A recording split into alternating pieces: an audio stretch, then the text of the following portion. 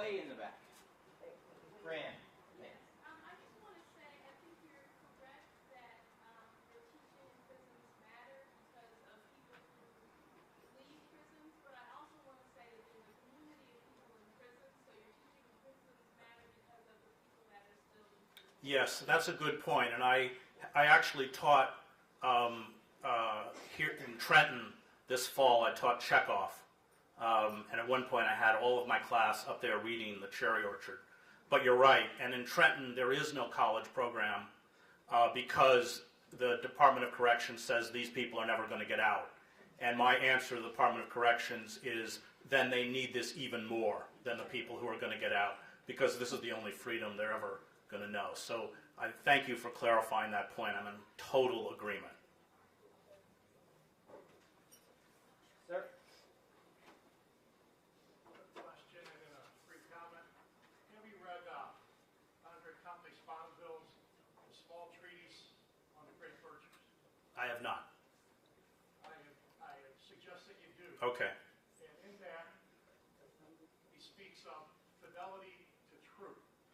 And what you were talking about before really rang true to me about living the truth.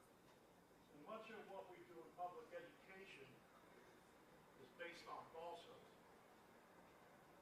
And when you start with falsehoods, you cannot end up with truth. That's my sheer chance.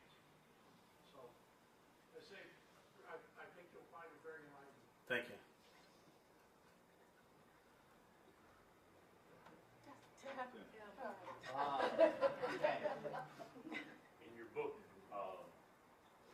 you mentioned the end of literacy. Right. I would like you very much to connect any of your thoughts from there to United Octo, if you could.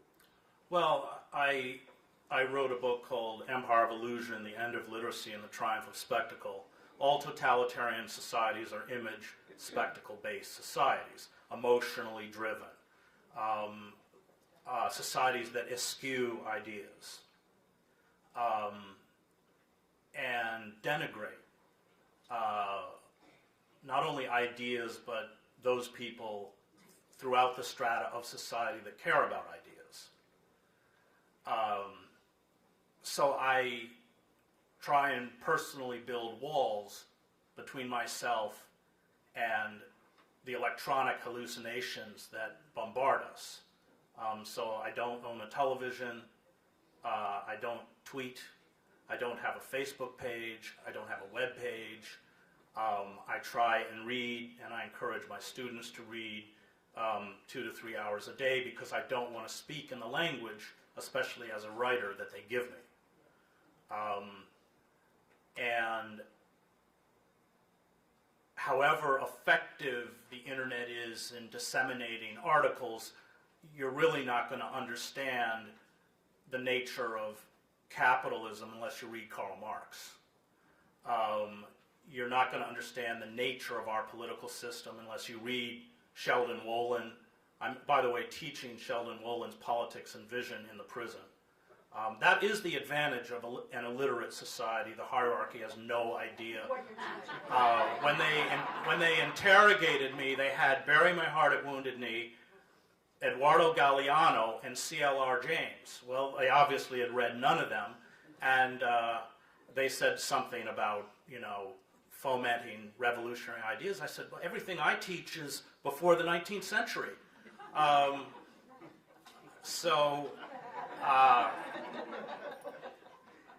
find with my students, I taught the play Fences, and that theme of damaged manhood, and how it expresses itself. It's a very poignant, powerful play, because the father is attempting to protect the son from the racist forces that the son will encounter, and loves the son, clearly.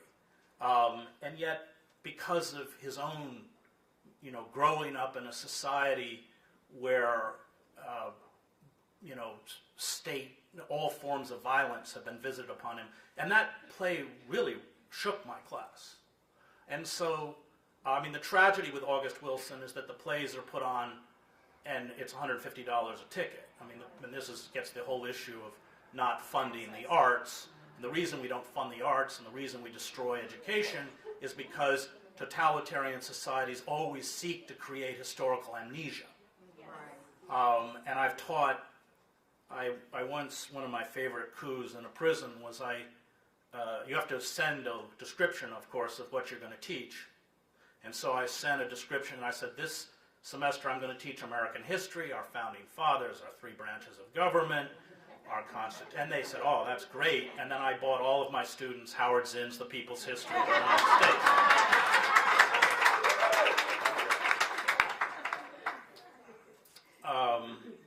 So I think, that if we're going to build a successful movement, we've got to go back and ground ourselves in the world of ideas, which is print. And one of the things that I've been doing with Cornel West and the great economist Rick Wolff is trying to resurrect traditional revolutionary theory. So we're doing talks on 10 great revolutionary writers. We did Thomas Paine here in Philadelphia.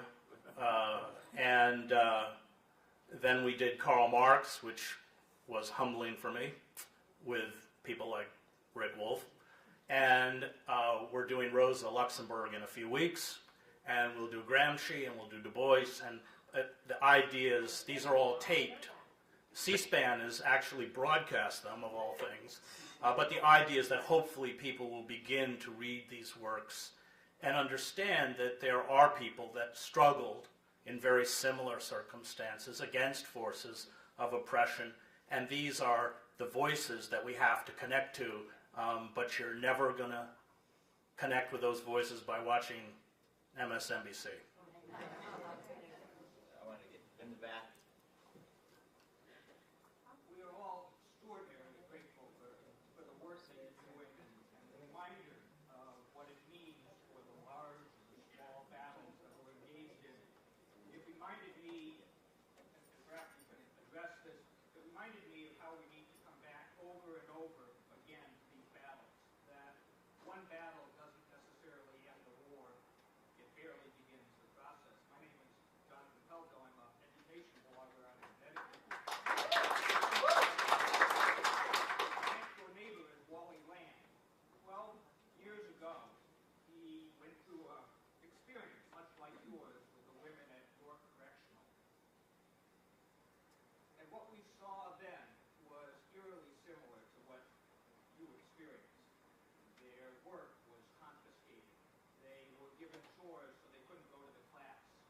When it heated up, there was a charge of inappropriate contact that was leveled against him. It took us 6 months to get him back into the program. And when the book and the women won the Penn Freedom Award and were invited to the big dinner in New York City, not only, of course, did they say that those incarcerated could not go, but even those who were already out could not go because they would be crossing state lines, and their probation officers would not allow them to leave the state. Two things happened that really reflect what you're doing now. The first was that the correctional system sought to punish the women for having a voice, and punish the person, in this case Wally Lamb, for giving them a vehicle to voice. The second was the political system, which was as shocking. The Attorney General at the time used a little-known statute that was meant to go after people who had won the lottery in prison. And the statute allowed them to charge the prisoners for all of their costs of incarceration. One of the women who was there basically for life had been beaten up over and over again and finally responded by killing her husband. The Attorney General filed a lawsuit against her for $235,000 in order to get the $5,000 that was her share of the Penn Award. It wasn't until 60 Minutes decided to do a piece that we began to see the change.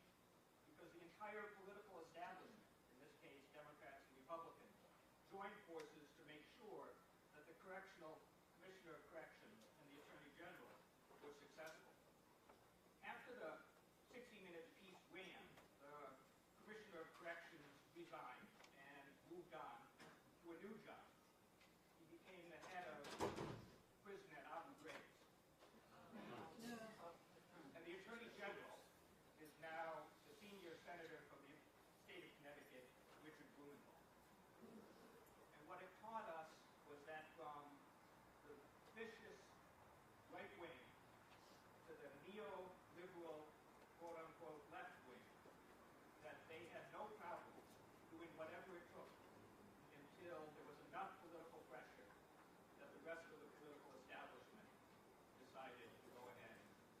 Right, well, this is a system that goes all the way back to making sure slaves can't read. There's no difference. There's a reason why they destroy education in oppressed communities. They don't want people to be conscious. And there's a reason why they go after teachers who attempt to allow their students to be conscious. That's all not accidental. These people know far more than anyone in this room how corrupt and venal they are and how game the system is. They can fool the elites at Princeton because they'll suck them into the apparatus, and because they have benefited from privilege, mostly white privilege, but they desperately want to keep the oppressed in the dark. This just is fundamental. And so what you point out, and it's one of the reasons why I won't play the game with the Democrats, who under Biden and Clinton wanted to take the quote-unquote law and order issue away from the Republicans. I mean, the whole omnibus crime bill under Clinton, that's the reason half of our prison population is in there. I think your point is a good one, that this is part of a structure that on social issues may vary in terms of its rhetoric, but has exactly the same goals. And Hillary Clinton, thank God, just got called out for this by this very courageous woman for who she is. And what I fear with the Sanders campaign is that, it's all fixed. Sanders gets 60% of the vote in New Hampshire. Hillary Clinton got almost all the delegates through superdelegates. So she got, I can't remember, they're about 28 or something. She got like 17 she got the majority. And my fear is that all of that energy and all of that passion gets funneled back into the Democratic establishment by Bernie Sanders saying, well, we've got to vote for the least worst. Well, as Jill Stein, who I support, has pointed out, if you look back over this particular mantra of the least worst, it has just paved the way for the worst. The lesser evil is still evil. I know we got lots of questions. We are actually at the time, so thank you, Chris Hedges.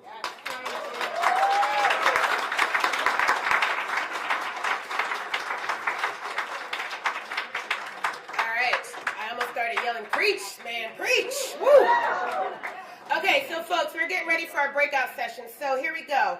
In this room is going to be community empowerment, parents, teachers, students, and citizens. We have some wonderful Philadelphia parents and community activists who are going to maintain that session in this room. This is the South America room. Then we have a book talk with Ricardo Rosa and his brother, and I'm sorry, I don't know how to pronounce your first name, so I'm going to say his brother, Mr. Rosa. They are going to be in the Europe room, which I believe is the one right across from where we were in the lounge, the Australian lounge. And then we have a higher ed teacher education breakout, and that's going to be in the North America room. That's a good question. North America? I think it's on this. I think it's in front of us here on this side. Oh, it's behind us. Sorry, it's the one right behind us. It's North America. Europe is across. So also, please note, after the breakouts, we go directly to lunch. There are many places in the area. And then we're back in this room at 1 o'clock for our first panel on global privatization. Thank you.